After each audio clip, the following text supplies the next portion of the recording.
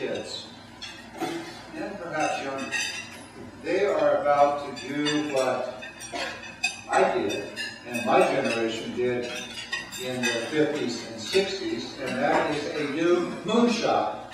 This time it's to change the entire energy nature of our society. And I think we're going to do it. I really think it's going to happen. I think we are no longer beginning, but we're well into the process of changing our sources of energy and doing what has been done for millenniums. That is to use what is naturally available to us, the wind, the sun, and to find new methods of creating and using energy. It is a moonshot. It is a profound change, and it is entirely possible. The greatest single consumption of energy in this nation is the built environment. In California, it happens to be transportation. That's because we love the automobile. But for the nation as a whole, it's the built environment, heating, air conditioning, lighting, and so forth. Enormous potential to continue the reduction of energy through various conservation programs in the built environment. No building ought to be built less than a LEED Gold standard, but yet many of them are not even built to a LEED standard.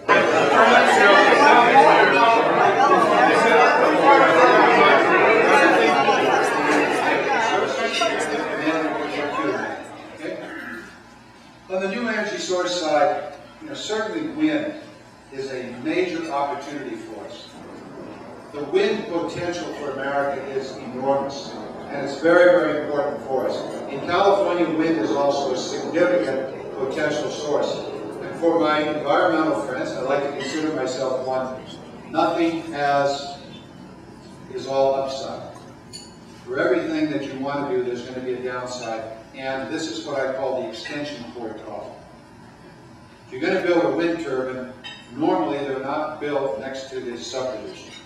They're usually built kind of far out. So we're going to need to find the transmission mechanisms to bring that power into the urban areas. In the 70s, when I was carrying that piece of legislation that provided the tax credit for solar and wind, what we had in mind was not so much photovoltaic, which we knew at that time was very inefficient.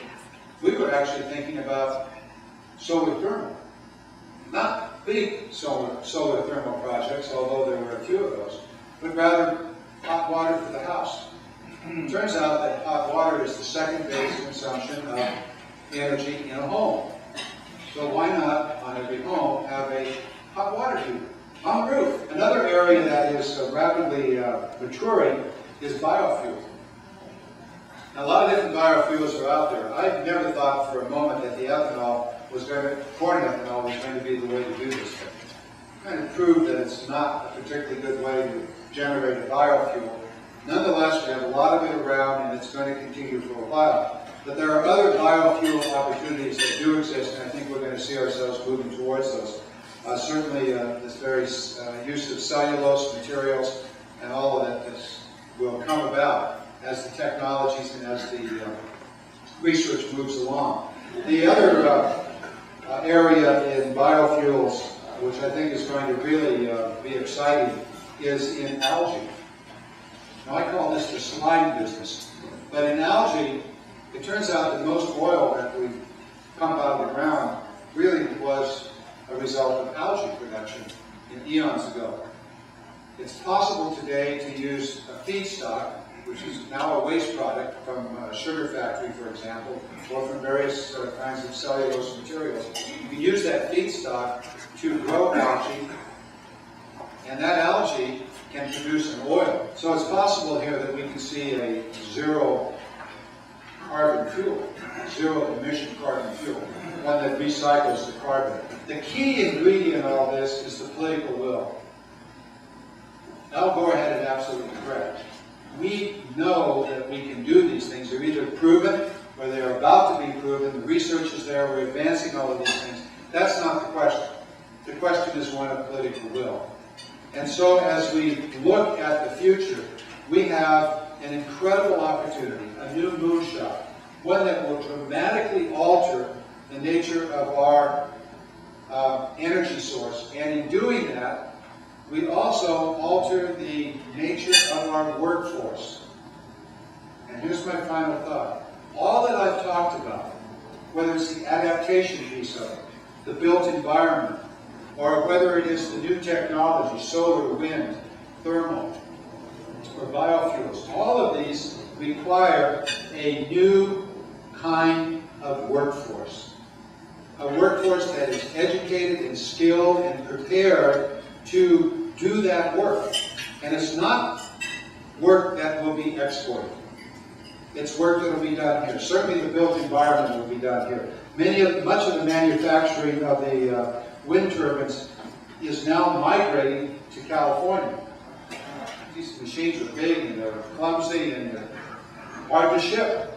And so we're beginning to see the manufacturing plants come to California. Similarly with the photovoltaic and certainly these other kinds of biofuels and the like, we could do that in California. A whole new agricultural industry could open up. You know, I'll grow swine rather than cows. It's all possible. All of these things are possible out there. So, where's the workforce coming from? Where is the workforce coming from? In the introductions that you made, you cited several unions that are here today.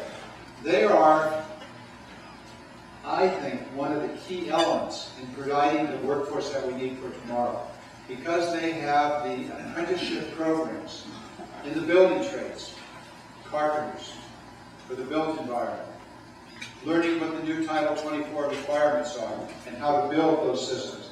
Plumbers, if the biofuel systems actually are going to be big in the future, those are pipes, folks. Those are vats and pipes and electrical systems and computer systems, all of which require a workforce that is prepared. The apprenticeship programs that the unions are working on provide that kind of education. In the school system, a good 25% of all of our students are dropping out of school. Why? They don't see a purpose to it. There may be other reasons, but most of the time, they simply see no purpose in continuing to go to high school. It means nothing to them. But if we were to restart the old vocational programs and plug those programs into these new industries, now the kids can get excited. And they can stay in school. They see the purpose of it. The workforce of the future, green collar jobs. Thank you so very much. Now,